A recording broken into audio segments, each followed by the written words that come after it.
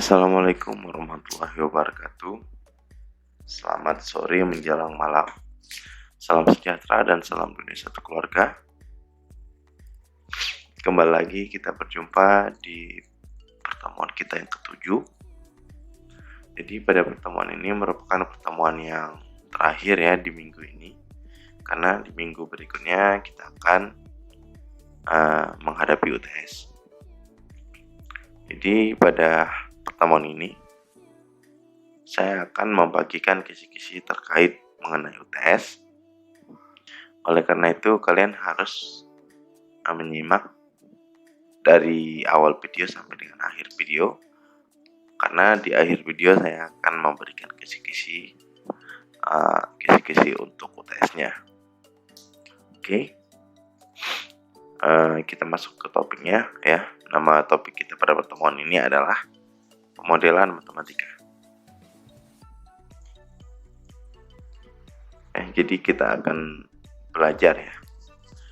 Pada pencapaian pelajaran ini kita akan mendapatkan insight.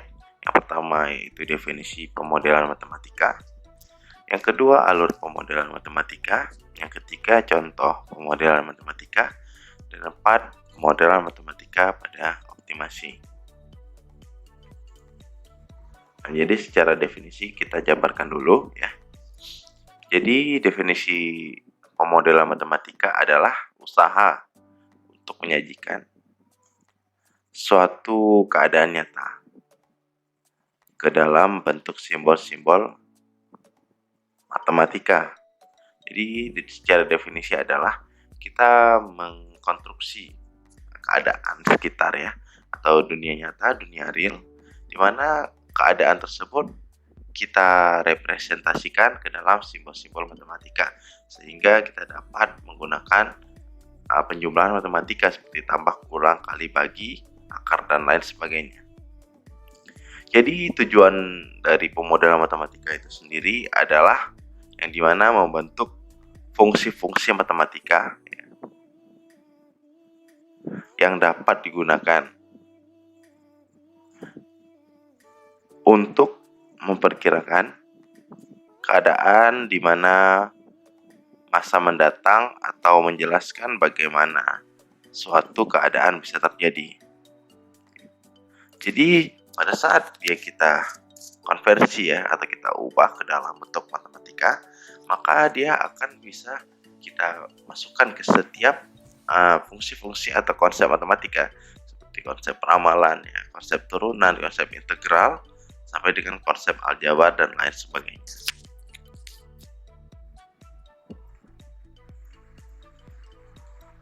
Ya, jadi tujuan dan fungsi dan manfaatnya yang pertama adalah tujuan utama dalam menyusun model adalah yang pertama kita mengetahui ya, atau mengenali perilaku objek dengan mencari keterkaitan antar unsur-unsurnya. Jadi dengan membuat model matematik kita mengetahui perilaku dari objek tersebut dan keterkaitan antar unsurnya.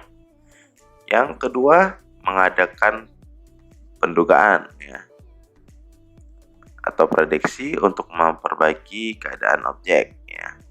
Jadi pada objek matematika ya, kita diharuskan memprediksi apakah objek ini memang bisa dipakai ya.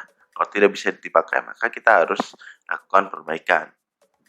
Yang ketiga itu adalah mengadakan optimalisasi dalam objek. Selanjutnya ya.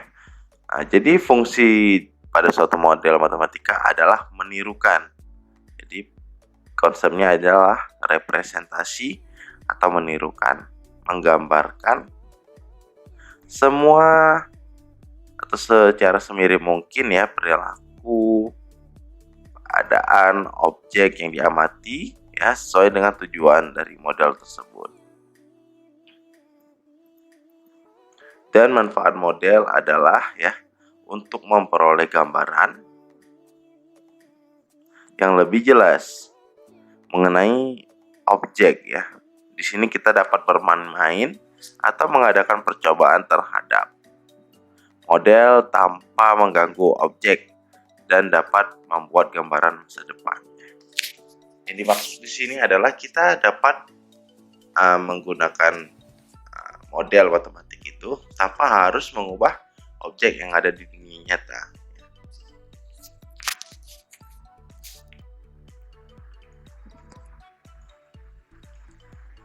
Selanjutnya ya, jenis-jenis model ya. Di dalam jenis-jenis model yaitu terdapat banyak jenis-jenisnya ya. Saya akan bahas mengenai 3 jenis model ya. Yang pertama adalah jenis model empiris ya.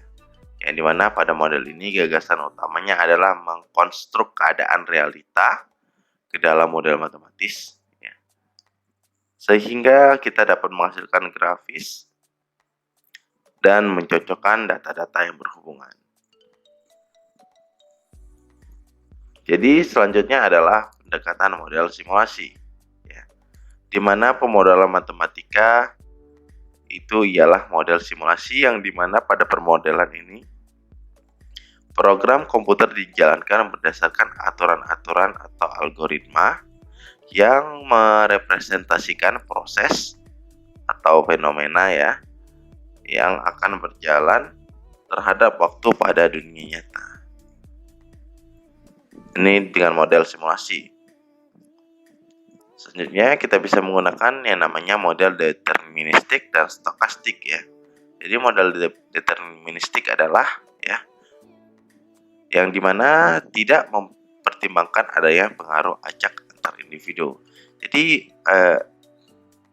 model deterministik ini merupakan model yang determinan, yaitu determinan yang dimaksudkan adalah menentukan, mana dia tidak terpengaruh antar variabel lain-lainnya. Selanjutnya ada model stokastik ya, di mana model stokastik ini mempertimbangkan adanya pengaruh acak antar individu ya, sehingga konsep peluang di dalamnya. Jadi model stokastik ini sangat identik dengan model probabilitas atau kemungkinan, di mana dia harus mengukur setiap kemungkinan yang ada dari setiap variabel itu.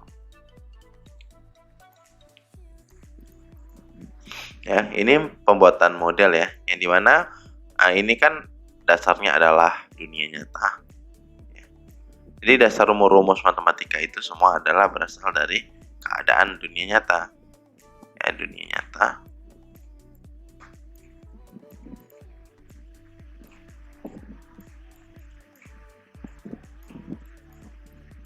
Di mana dunia nyata itu terdapat yang namanya problem di dunia nyata, dan problem ini kita coba untuk kita carikan solusinya ya. Kita carikan solusinya itu bisa dengan menggunakan pemodelan matematis ya. Pemodelan matematis dan matematis ya.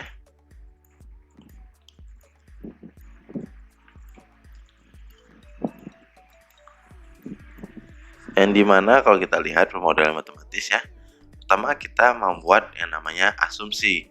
Asumsi dari dunia nyata itu kita buat dalam simbol matematis ya.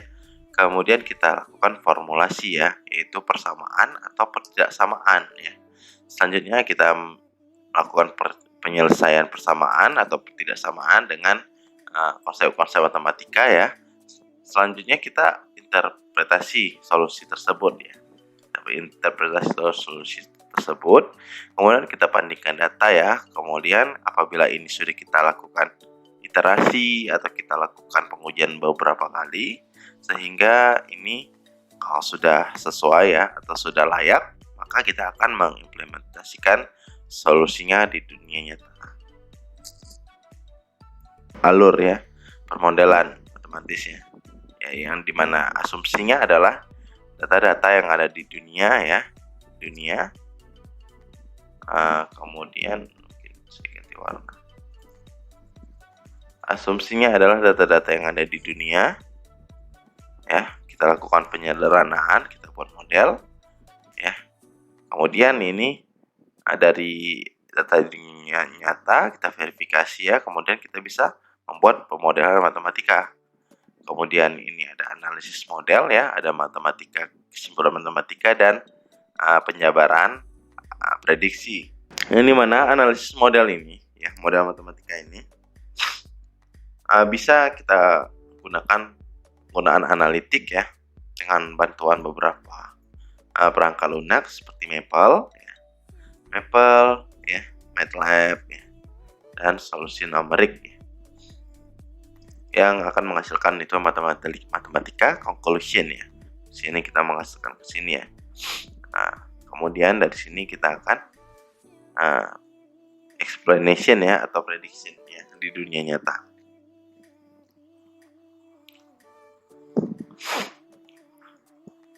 Ya, jadi skema bentuk model. Yang pertama itu adalah bentuk model itu sendiri ya. Dari bentuk-bentuk model matematika itu ya, kita bisa membuat persamaan ya. Contohnya kita bisa membuat persamaan aljabar ya, mana kita buat persamaan per variabel ya, yang dimana persamaan aljabar sendiri merupakan proses statis ya. Kita bisa membuat proses statisnya. Kalau tidak bisa digunakan persamaan aljabar, maka kita menggunakan persamaan diferensial ya, yang dimana sifatnya adalah dinamis ya. Jadi kemudian kita bisa membuat yang namanya pemodelan diskrit dan kontinu ya, skema bentuk modelnya. Selanjutnya ya, ini merupakan langkah-langkah konstruk model ya. Jadi langkah-langkahnya kalau diurutkan adalah sebagai berikut ya. Pertama, identifikasi masalah ya, masalah yang menarik ya. Kemudian identifikasi variabel dan parameter yang berpengaruh. Kemudian tambahkan asumsi secukupnya jika diperlukan ya. Asumsi ini digunakan untuk menyederhanakan ya pemodelan itu agar lebih sederhana. Kemudian perumusan model matematika berdasarkan informasi yang tersedia ya. Jadi kita gunakan informasi itu sebagai acuan. Selanjutnya kajian matematika terhadap model ya, analisis dan perhitungan yang tadi bisa menggunakan konsep apapun, matriks, aljabar, turunan, integral, dan lain sebagainya. Kemudian kesimpulan ya, dari analisis dari prinsip kajian matematis tadi, apa yang dapat kita simpulkan ya? Kita simpulkan, kita perbaiki, kemudian kalau dia cocok, kita interpretasi ya. Kita buat suatu interpretasinya, kemudian kita uji atau bandingkan masalah di dunia nyata, dan apabila ada kesalahan lagi, maka kita modifikasi model, dan terakhirnya kita implementasikan. Ya, jadi ini beberapa contoh ya keadaan di dunia nyata, yang dimana ini merupakan ya model logistik ya. X per dt ya sama dengan R dikali X 1 dikurang X per K ya. Ini merupakan model logistik. Kemudian ini adalah model epidemi ya. Ini model dari epidemi, kita bisa membuat modelnya ya. Selanjutnya ini ada model Lotka ya, Volterra ya. Kemudian ini ada juga model Timposit ya, CTLS pada HIV dan AIDS ya. Jadi setiap apapun itu ya, baik itu di bidang matematik ya, di bidang kedokteran, di bidang sosial, bahkan di bidang apapun, secara fungsi itu dapat dibuat yang namanya model matematikanya.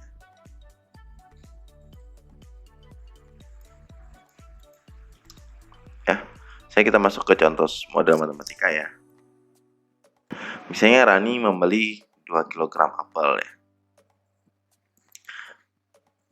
dan 3 kg pisang ya, seharga 44.000 ya, 44.000. Kemudian sedangkan Rina membeli 5 kg apel dan 4 kg pisang seharga katakan 82.000 ya. Jadi buatkanlah model matematik dari persamaan ini. Kalau kita lihat dari model matematiknya, ya kan, kita bisa membuat yang namanya dua variabel ya. Karena ini merupakan variabel yang berbeda. Jadi apel dan pisang itu merupakan variabel yang berbeda. Jadi kita bisa simpulkan saja.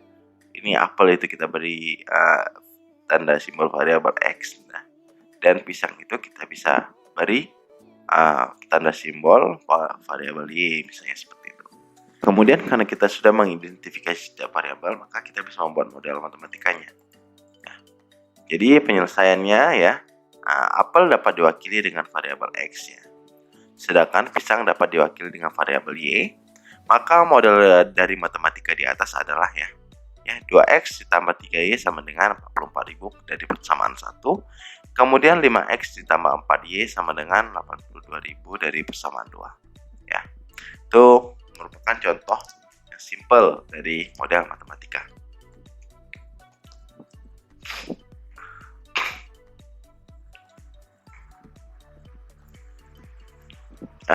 Kita masuk ke model matematika yang kedua ya. Sini kita dapat lihat adalah sebuah pabrik parfum ya pada perusahaan di Amerika yang mempunyai tiga factory ya, atau 3 pabrik atau 3 produksi ya. Yang dimana ada pabrik ABC ya. Kemudian dia men-supply barang ke 4 retailer ya. Ada 4 retailernya adalah MN, O dan B ya. Dimana permintaannya adalah 350 produk, 150 produk, 280 produk, sampai 220 ya per bulan ya. Kemudian produksi capacity dari setiap pabrik itu ya masing-masing ya. Dari A, B, C itu ada 500 produk ya, 200 produk dan 300 produk per bulan ya. Per bulan katanya. Kemudian pada biaya pengiriman per unit ya. Kemudian itu dipengaruhi ya pada lokasi dari pabrik ke retailer ya. Jadi biaya pengiriman itu ya kan sangat dipengaruhi dari jarak dari factory ya ke retailer ya. Jadi semakin jarak factory di jauh ya dari retailer, maka biaya pengirimannya makin besar ya.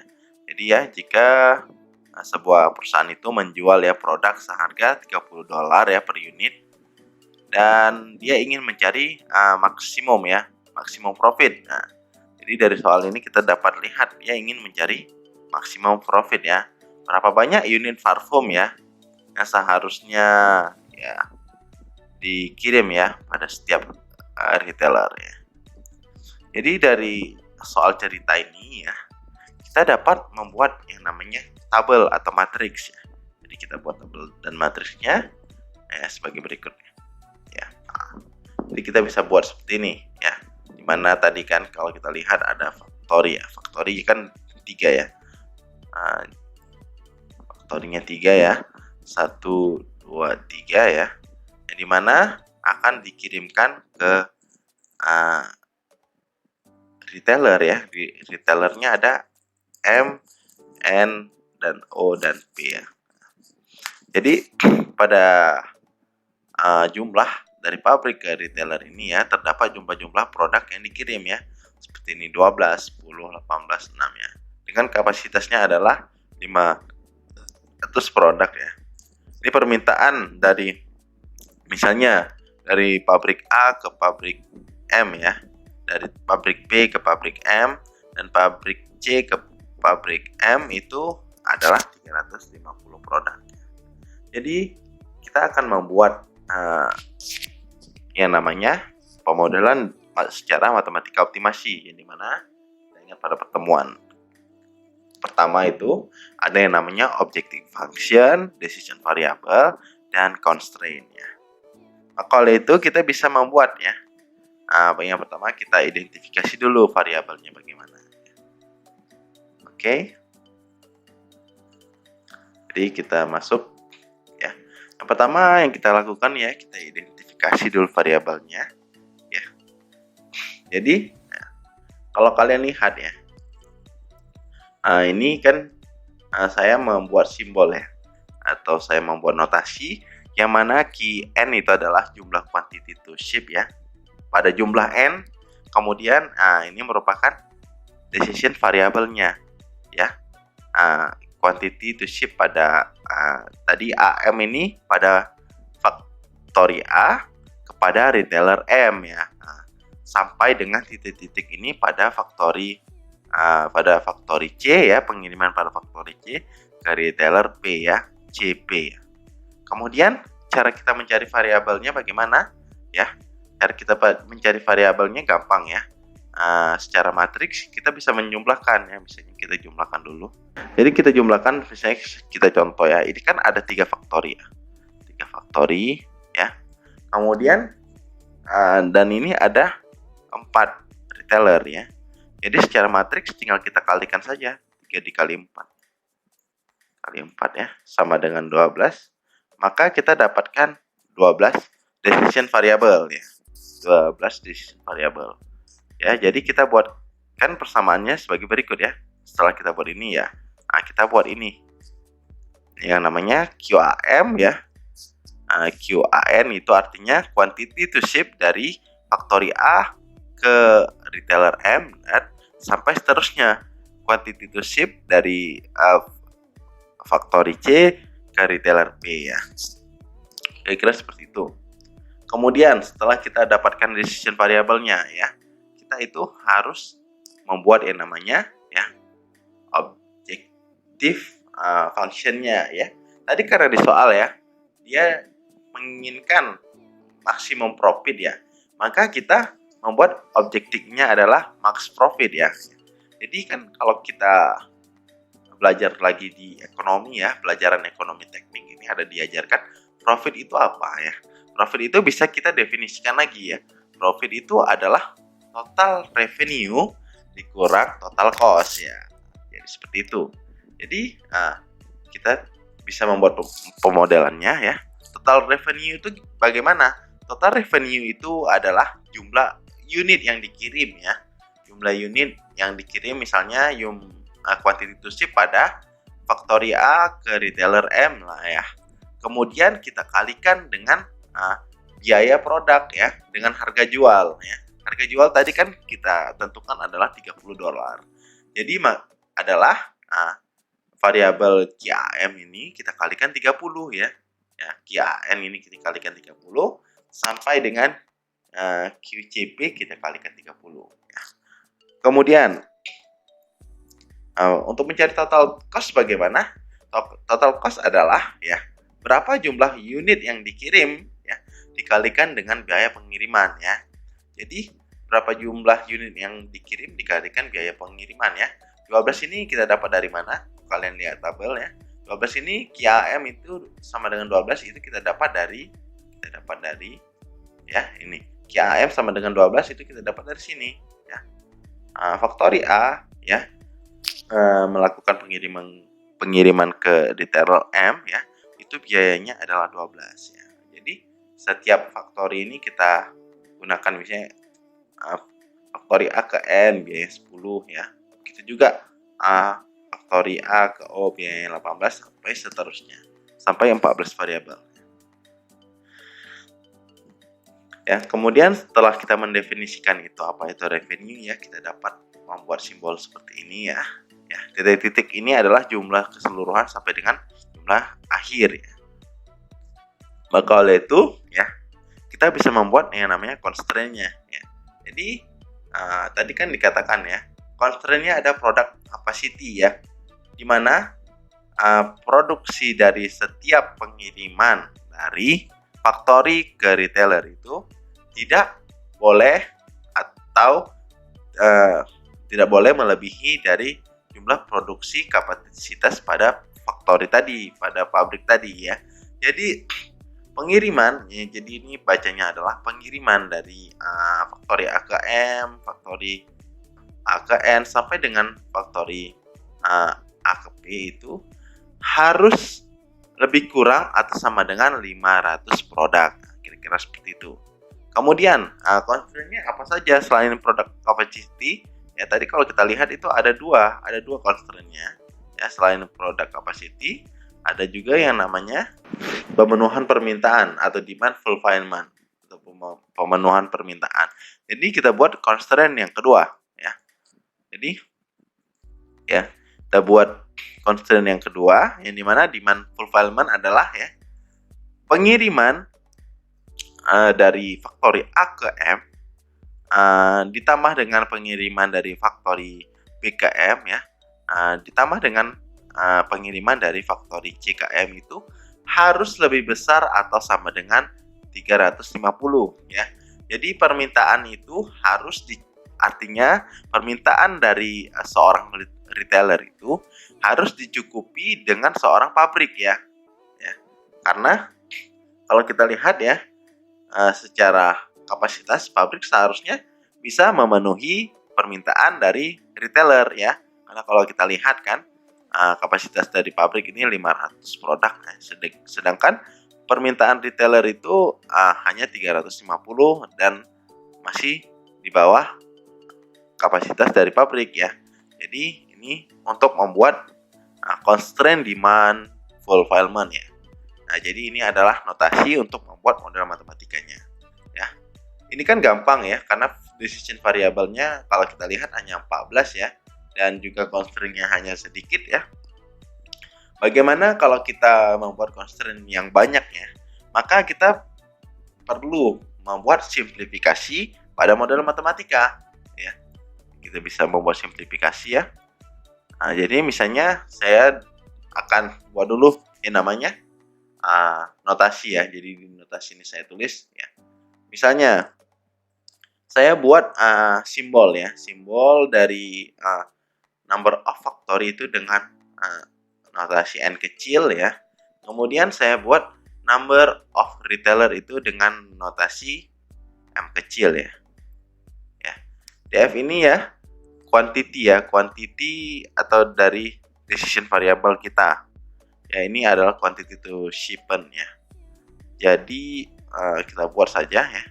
I ke J ini adalah barang yang diantar ya dari sebuah jumlah dari satu barang sampai dengan misalnya kita punya 1000 atau sampai 10.000 barang ya.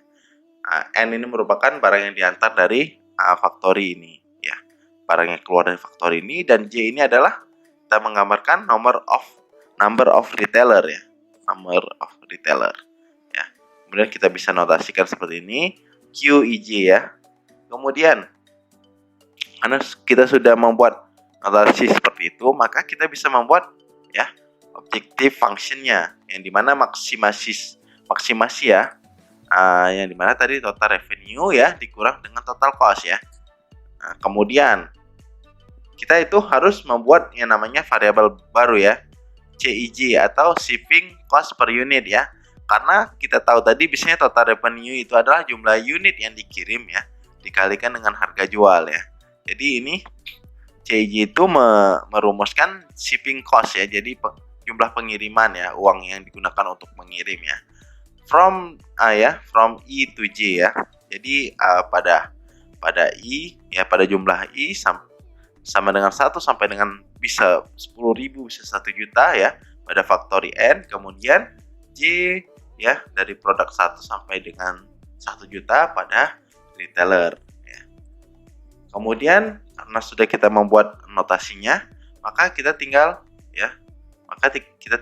masukkan saja ya. Biasanya kita menggunakan notasi sigma untuk penjumlahan ya. Menggunakan notasi sigma untuk penjumlahan ya. Kalau kalian lihat ini adalah sigma ya pada N. Sigma N ya pada I sama dengan 1 ya pada N ya. N-nya di atas itu melambangkan adalah factory. Dan kemudian jumlah ya, number of retailer ya. Kita buat notasinya M itu ya pada produk C sama dengan 1 sampai dengan berapapun ya. Kemudian kita kalikan dengan QIJ ya, quantity ship-nya ya. Kemudian kita notasikan lagi price tadi berapa, $30 misalnya ya. Ya udah, kita masukkan $30 ya. QIJ itu berapa komponen dari I dan J ya. Kemudian kita kurangi dengan ya total cost ya. Total cost tadi rumusnya, pengertiannya adalah berapa jumlah unit yang dikirim ya dikalikan dengan biaya pengiriman tadi ya. Maka kita tinggal buat saja ya. Kita QIJ tadi ya, quantity pengirimannya, kita kalikan biaya cost per unit ya. Tadi biaya unitnya berbeda-beda. Nah, kemudian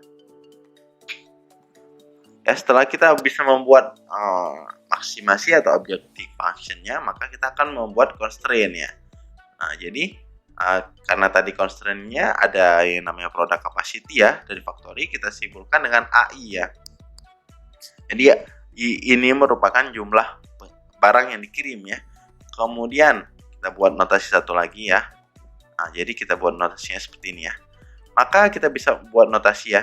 Ini product capacity ya pada komponen J sama dengan 1 pada number of retailer ya. Nah, jadi di sini kan kita lihat product capacity itu ya harus lebih kecil daripada permintaan retailer ya.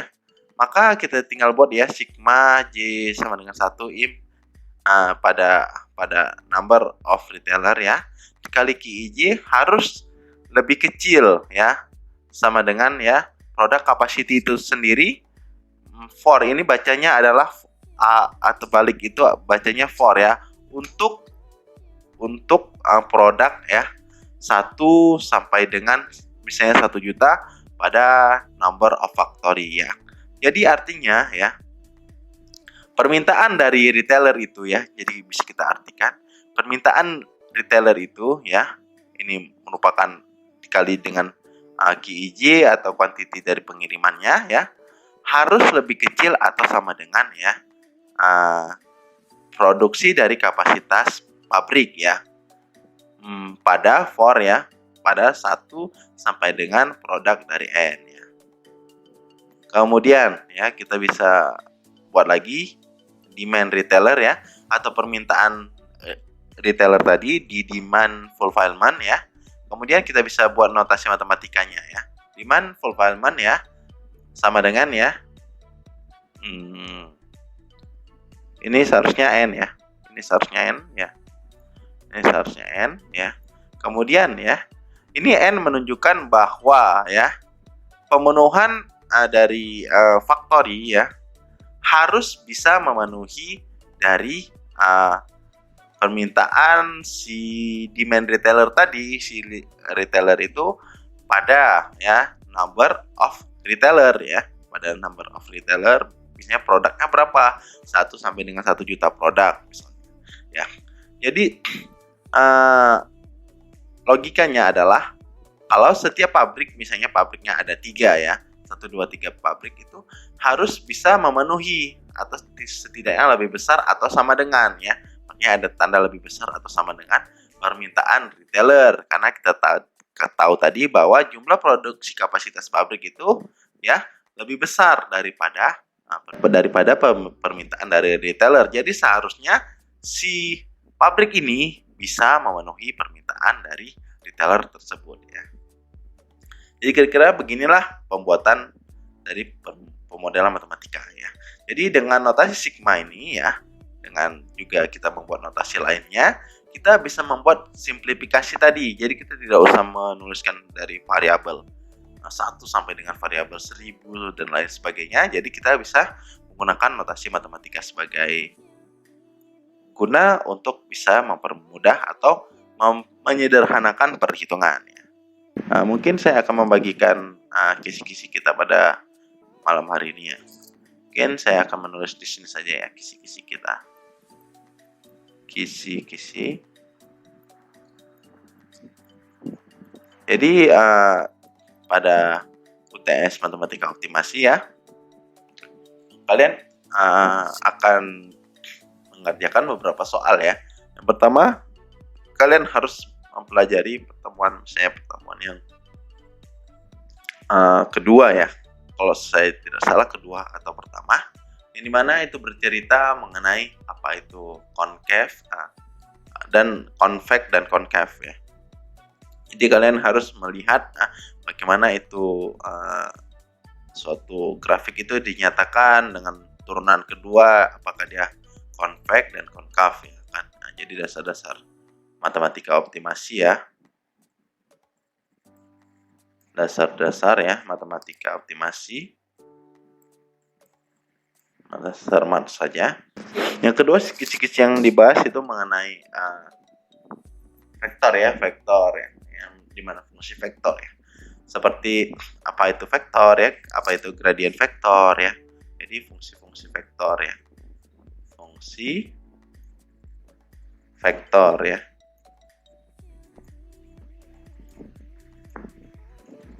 Ya, bagaimana cara menurunkan dari gradien vektor.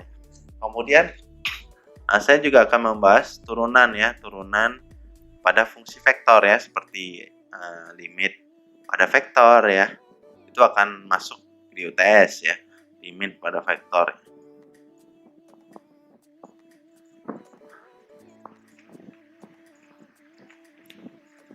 Kemudian juga yang terakhir, soal yang terakhir ya, saya akan membahas yang namanya bagaimana vektor gradien itu kita sandingkan ke matriks Hessian ya, dan juga menentukan determinannya. Ya, jadi vektor gradien ya, saya singkat FG saja ya. Itu bagaimana kita sandingkan dengan matriks Hessian ya, Hessian untuk menentukan determinan matriksnya.